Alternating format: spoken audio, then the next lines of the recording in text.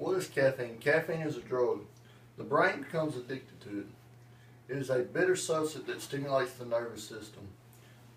It is a crystallized compound that is found in tea and coffee plants, chocolate, soft drinks, medicines, pain relievers, and a lot of the over-counter medicines. Caffeine is a drug that the brain becomes addicted to. It's the world's most popular psychoactive drug. It is a stimulating drug that speeds up the messages traveling between the brain and the body. Addictions to caffeine happens because the way the drug affects the brain. Caffeine produces an alert feeling. Caffeine is absorbed through the small intestine and enters the bloodstream. Caffeine is a chemical that is both water soluble and fat soluble. Because of this, it is able to enter the brain. Caffeine structurally resembles adenosine, a molecule found in the brain. Caffeine helps block receptors that adenosine usually moves through. When the receptors are blocked, the brain own stimulus dopamine ramps up.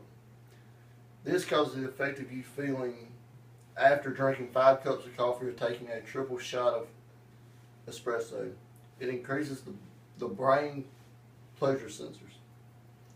Without caffeine, the brain works the way it is supposed to work. The adenosine and dopamine work in a natural cycle to produce waking and sleeping.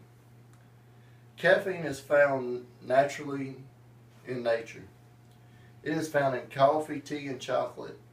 It is also found in soft drinks, energy bars, and some over-the-counter prescription medicine such as cough syrup and antihistamine. Caffeine consumption is part of many people's daily lives. On the other hand, many people avoid the consumption of caffeine. Caffeine has many benefits. It increases memory, detoxes the liver, wards off Alzheimer's, relieves post-workout muscle pains, alertness, and stamina.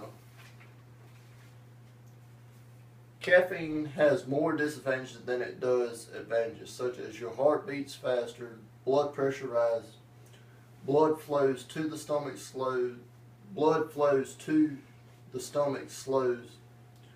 nervousness, upset stomach, muscle tumors, irritability, insomnia, and fatigue.